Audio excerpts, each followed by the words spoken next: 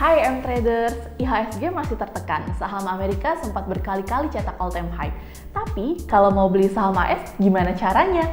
Tonton video ini sampai habis buat tahu jawabannya.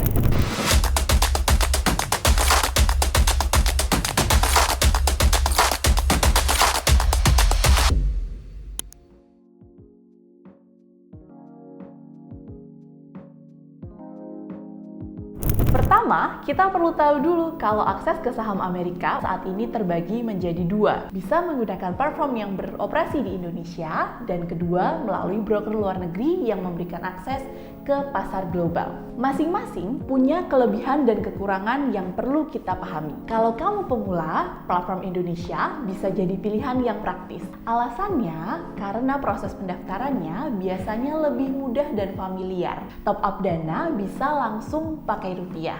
Penarikan dana atau withdraw juga bisa mudah ke rekening lokal. Kalaupun ada kendala, customer service biasanya menggunakan bahasa Indonesia.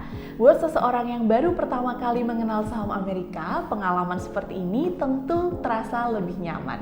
Ibaratnya, kamu baru belajar nyetir. Daripada langsung masuk ke jalan tol yang ramai, mungkin kamu akan lebih nyaman belajar di jalan yang lebih familiar terlebih dahulu. Tapi memang untuk platform di Indonesia masih ada keterbatasan dalam hal pemilihan sahamnya. Sedangkan kalau kita lihat jumlah saham Amerika tuh bisa ribuan. Belum lagi ETF, REIT, dan berbagai instrumen investasi lainnya. Tapi ini bukan berarti platform Indonesia kurang bagus. Alasannya lebih banyak berkaitan dengan regulasi, proses kurasi, kerjasama dengan partner luar negeri, serta berbagai aspek operasional yang harus dipenuhi sebelum suatu saham bisa ditawarkan kepada investor Indonesia.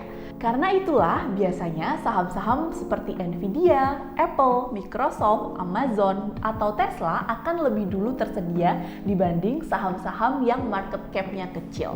Terus kalau ada saham yang mau kita beli tapi belum tersedia, gimana? Sebenarnya, pilihan saham di platform lokal terus berkembang. Saat ini, kami juga sedang bekerja sama dengan platform lokal seperti Reku untuk membantu menambah jumlah saham yang bisa diakses investor Indonesia. Tapi tentu prosesnya tidak bisa dilakukan secara instan ya teman-teman, karena setiap penambahan saham harus mengikuti regulasi Bapepti. Jadi, meskipun ada permintaan saham tertentu dari investor, ketersediaannya masih membutuhkan waktu.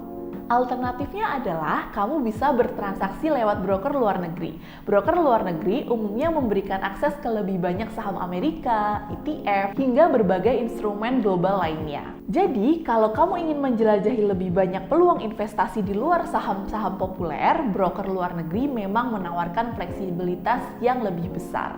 Tapi tentu ada hal yang perlu dipertimbangkan karena semakin luas aksesnya, biasanya prosesnya juga semakin kompleks. Di antaranya, pembukaan akun seringkali membutuhkan data yang lebih detail. Pengiriman dana juga bisa melibatkan proses transfer internasional dan konversi mata uang. Belum lagi kalau suatu saat ada kendala. Layanan pelanggan belum tentu semudah platform lokal yang memang fokus melayani investor Indonesia. Ada beberapa broker luar negeri yang cukup dikenal oleh investor Indonesia.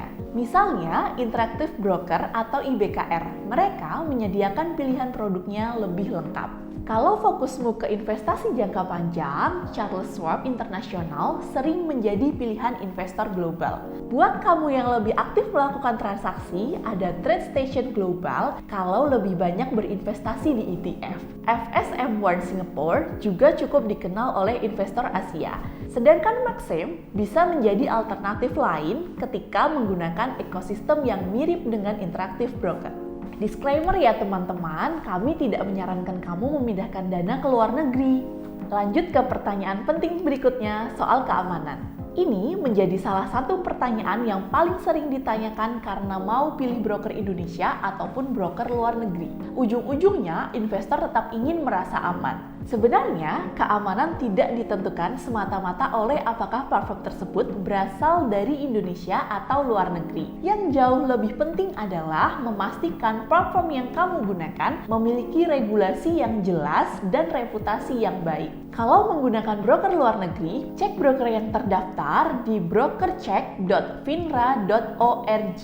Selain itu, pastikan mereka merupakan anggota SIPC atau Securities Investor Protection Corporation supaya bisa klaim kerugian jika ada kasus fraud atau semacamnya.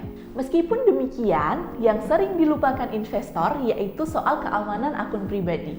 So, jangan pernah membagikan user ID atau password ke orang lain.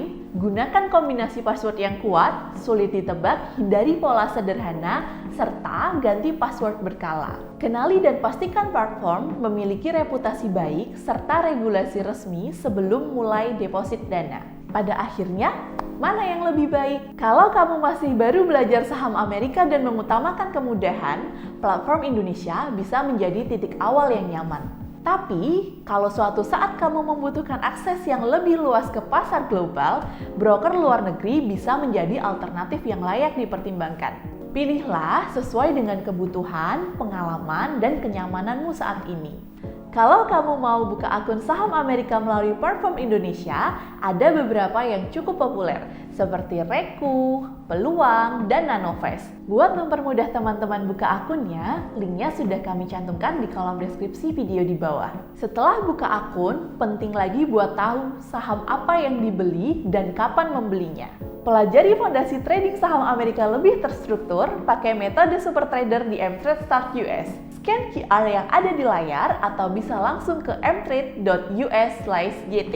Subscribe channel ini dan turn on notification-nya biar nggak ketinggalan video terbaru dari kami. Sampai jumpa di video berikutnya.